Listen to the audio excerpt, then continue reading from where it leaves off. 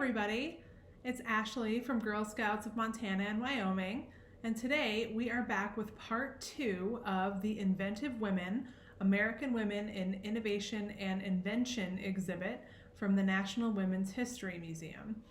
We have part 1 available on our website, and we'll have a scavenger hunt to go along with part 2 as well.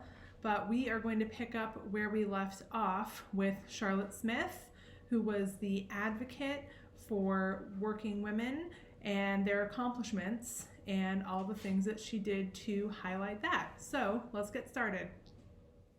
In the 1890s, Charlotte Smith had periodicals or newspapers that she distributed to advocate for the causes of working women. She lobbied for working women's accomplishments to be celebrated at Chicago's World's Fair, also known as the World's Columbian Exposition of 1892 to 1893. She said, "Many persons do not give wage women any credit for their honor and integrity, in fact do not admit that they are in possession of such qualities.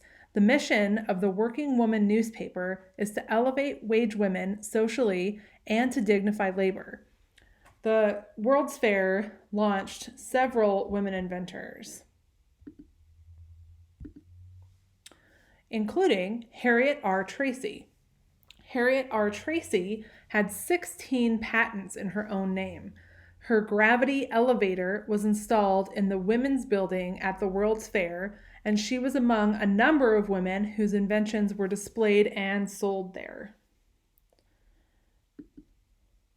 This is the Patent Office Model Room and a few other advocates for women inventors. In the golden age of invention, between 1865 and 1900, more than 40 women patented inventions related to the railroad. Mary E. Walton invented a chimney used for locomotives. Augusta Rogers and Mary Wyatt devised smoke and cinder conveyors for the chimneys. Sarah Harmon devised a novel window for locomotive cabs, which would protect the glass from rain, snow, and steam, and shelter the engineer from hail, sparks, snow, and rain. Can you imagine steering a train or being the train conductor and not having a window? Thanks to Sarah Harmon, you don't have to worry about that anymore.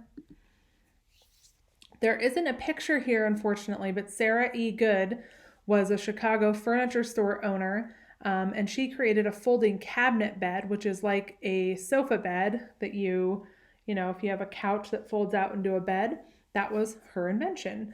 Good was one of the smaller number of African American women who patented their inventions at the time. Mariah Beasley made a fortune from her 16 patents for articles as diverse as barrel making machines, an improved bread kneader, and a more buoyant life raft. And you can see the schematic for her life raft here. Very inventive. However, less than 1/4 of women's patented inventions were in non-traditional fields like tools, industrial and agricultural machinery, transportation, construction, and chemicals. Typically, inventors would invent in their areas of expertise, and a lot of women predominantly made patents related to the role of women in the home and family. Luckily for all, American women inventors achieved in many fields. The next couple of slides are about Margaret Knight, and as a child, Margaret Knight preferred whittling and building kites to playing with dolls and dishes. Her brothers worked in a textile mill, which you can see here, and it was after witnessing an accident that Knight invented her first useful device at the age of 12. I bet some of you out there are 12. It was a safety mechanism to prevent flyaway spindles on looms.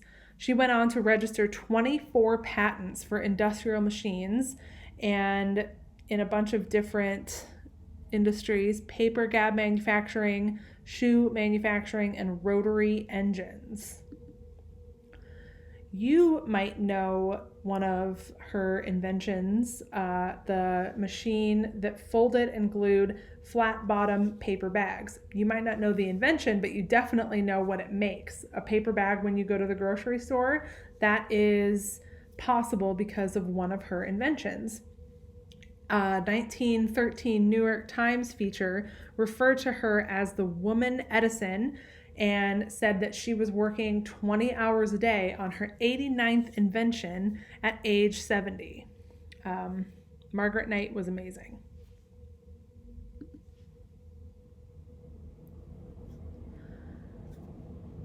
Now we have a few slides about the inventions having to do with fashion. Ellen Louise Demarest introduced high fashion to the mass market. She was acknowledged to be the unchallenged dictator of American fashion, and she designed clothing, illustrated ensembles in the Quarterly Mirror of Fashions, and also distributed clothing patterns. She had a national network of agent dressmakers reproducing her designs for local clients, and by 1876, she was selling 3 million patterns to eager buyers.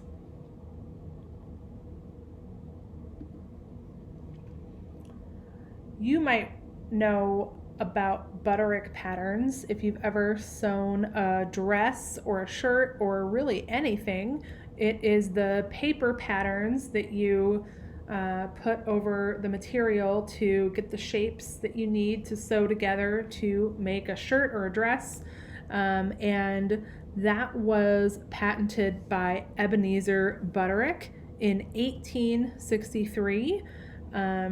She was a competitor of Demarest, and Demarest did not patent this particular paper dressmaking pattern, and Ebenezer Butterick did it, and it is to this day the nation's most profitable paper pattern company. So you would know something like that if you've ever sewn a dress yourself. This is Harriet Brown's patent for a shirtwaist, which was a really common fashion in the late 1800s. Here you can see some shirtwaists on some ladies from the late 1800s.